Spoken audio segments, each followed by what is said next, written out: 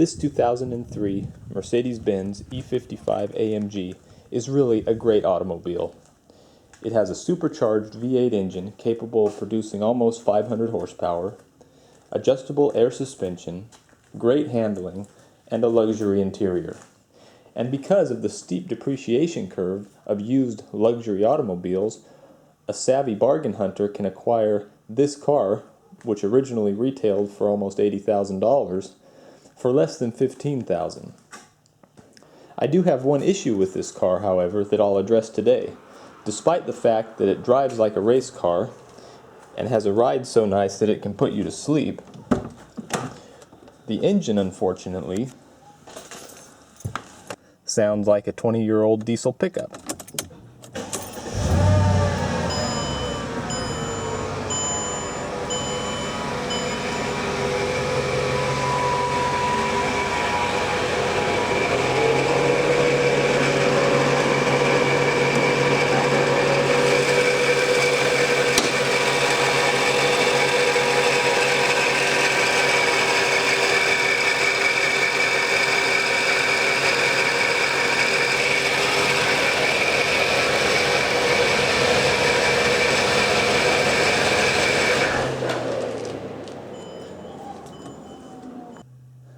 The sound you were just hearing is a worn-out supercharger pulley bearing, which is underneath this cover. Mercedes-Benz does not sell just the bearing. They want you to buy this whole pulley clutch carrier assembly for over $1,000. But what I'm hoping to do today is remove just the bearing from the assembly and purchase that part at a bearing supply store. The first thing I need to do is remove this belt. To do that, I need a 12-point 17mm socket and a wrench, and I can put it on this bolt here, and that releases the tension on the belt. With the tension removed, I can take off the belt.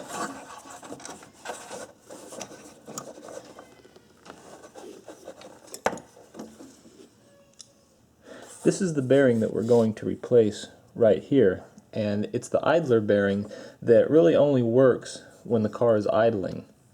When the car is idling, the supercharger isn't turning. When the car revs up, there's a clutch in here that engages the supercharger. So when the car is idling, just this part spins, and there's that rotten noise right there. But when the car speeds up, there's a clutch in here that activates, which turns the supercharger, which is this black drum right here. Next, I need to remove this bolt. This is kind of a challenge because if I turn the bolt, that just turns the supercharger, so I need something to hold this still. The proper tool for the job is a strap wrench. I don't have one of those, so I'm going to use a hose clamp, and I'm just going to tighten it up around the supercharger clutch drum right here. I've now got not one but two hose clamps on here because one wouldn't hold it, and they're arranged in such a manner that when I try to loosen this bolt, they contact this little extrusion here that was conveniently placed, and they stop this drum from turning. I will caution you that if you care about scratching the paint on this clutch, don't use this method. Get a proper strap wrench. I don't have a proper strap wrench, so I'm improvising. To loosen the bolt, we need a 15/16 box end wrench. You could probably get a socket on here if you removed the fan shroud, but with a box end wrench you don't need to remove anything. So we'll get that on there. And this can be pretty tight because it's torqued down really tight, and there is also Loctite applied from the factory. In fact, it looks like somebody tried to take a bite out of it in the past at one time. So I'll get my wrench on here.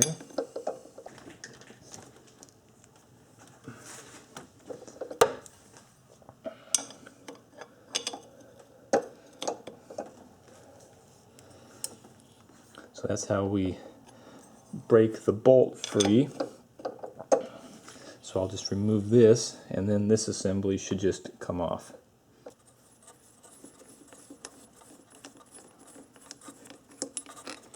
And there's the bolt. Now this should just slide off like this. And there is the offending bearing. So next we need to remove it. I don't know about you, but a clean workspace is always hard to come by in my workshop.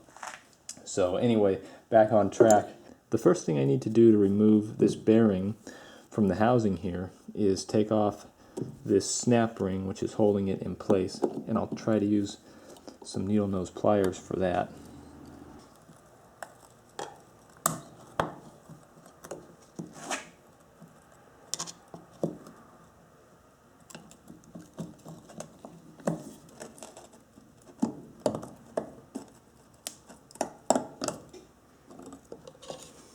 Be careful of these snap rings, they can go flying sometimes.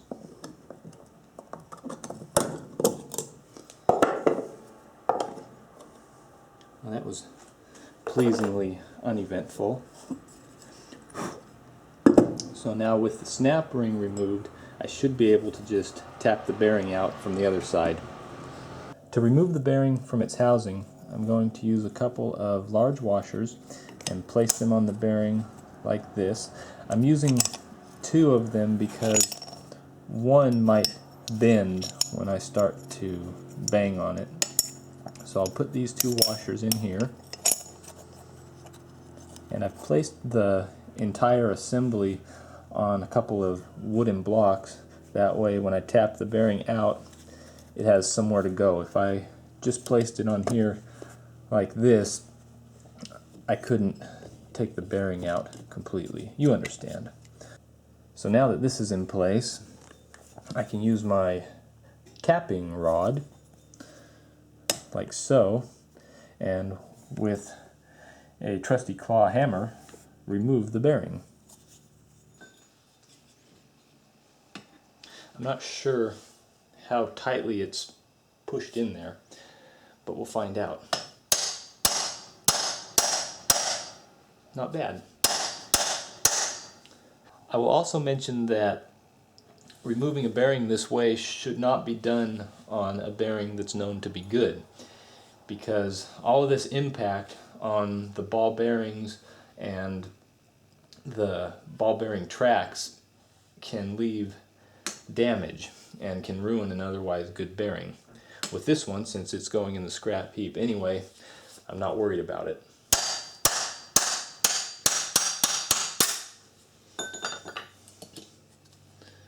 And that's how we remove the bearing.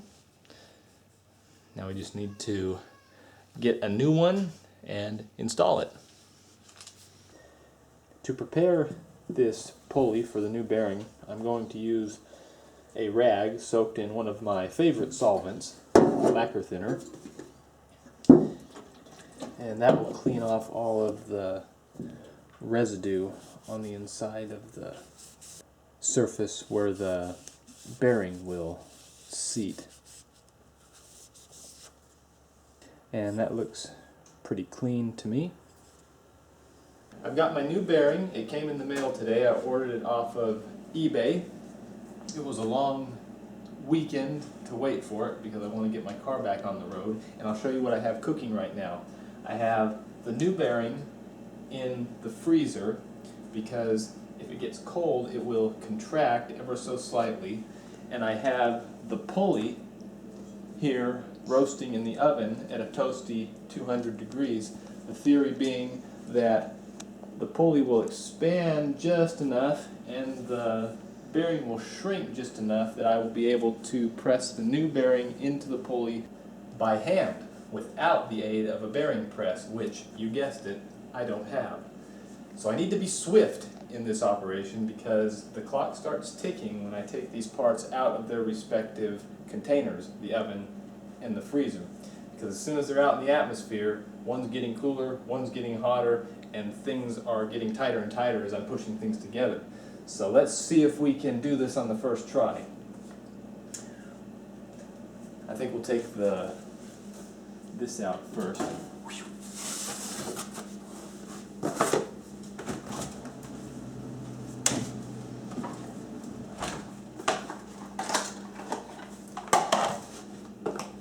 Why did I put gloves on in the first place? Oh, did you see that? Did you see that? No sweat. So that's how you easily drop the supercharger pulley bearing into the pulley without any banging or excessive pressure. Because the last thing I want is to whack this thing with a hammer and have the same problem that I started out with, which is a Mercedes E55 that sounds like a 30-year-old school bus. So the next thing we need to do is wait for the temperatures to even out a little bit. And why did I put my gloves back on? Wait for the temperatures to even out a little bit and then put it all back together. I've allowed the pulley assembly to cool for a few minutes, and now I'm going to reinstall the snap ring. Did you know that a bench vise can also serve as a tripod? Just don't tighten it down too tight. To reinstall the snap ring, I'm just going to use the needle nose pliers again. Snap ring pliers are best for this, but I don't have any of those.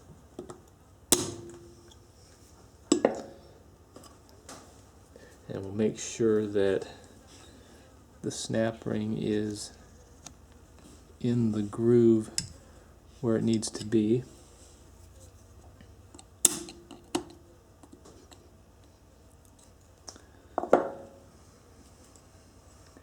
And that looks good. Ready to go back onto the car. Back under the hood now, I can reinstall the pulley.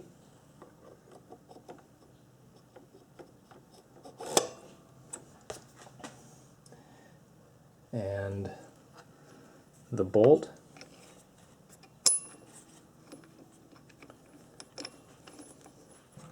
So I've got this bolt started.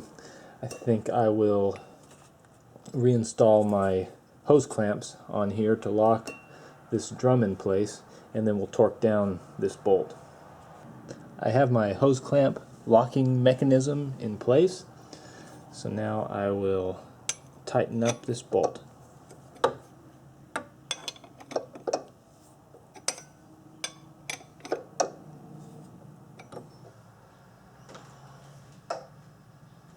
The bolt is now tight, and for those of you who may be wondering, I tightened the bolt to exactly this torque specification right here.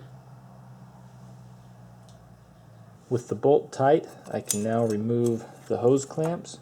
Be sure to do this before starting the engine if you use this improvisational method of locking the supercharger in place. So now I need to reinstall the belt. One thing that I've noticed already that I find encouraging is that when I spin this, I don't hear any noise. Compare that with this. Sounds promising. To get the belt back onto the pulleys, I'm going to position it where it goes on all the pulleys with the exception of this idler pulley right here. And then I will release the tension on this tensioner roller and slide it on here where it goes.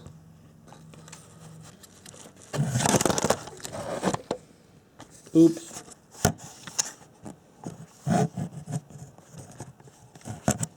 I need a bench vise here on the car. I'll just use the 17mm wrench here and take the tension off.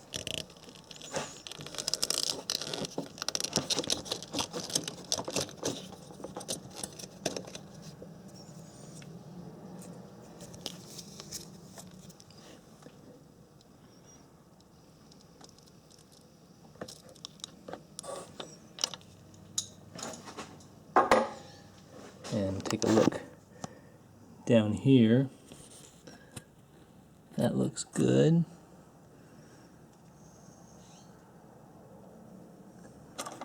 So I think it's time to tempt the Deutschland compressor gods and see if it starts.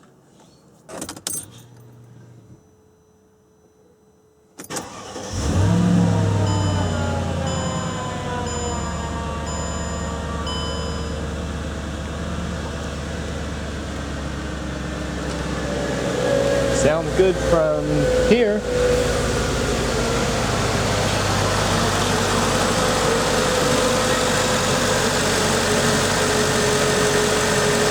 Wow, what a difference. And I don't even have the cover installed either, so you can hear everything.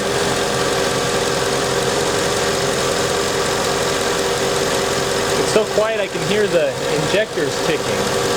What a difference. That's how this car should sound. Do you remember how it sounded before? Roll footage.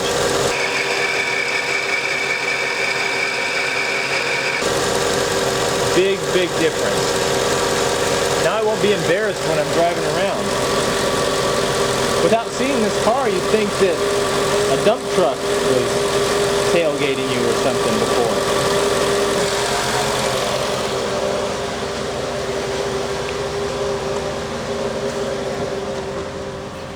Cool.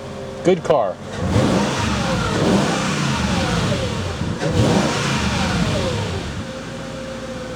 Does this warrant a test drive? I think it does, ladies and gentlemen.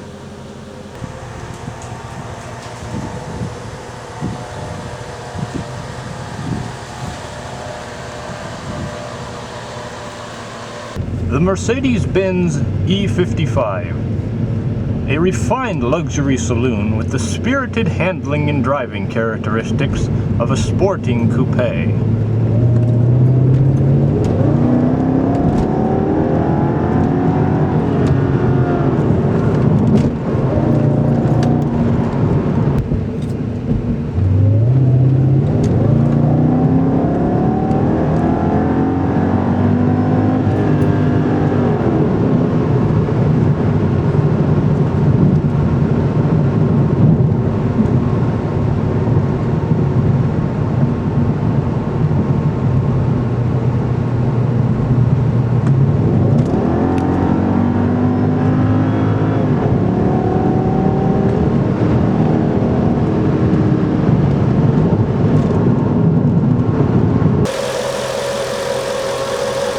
Thanks for watching.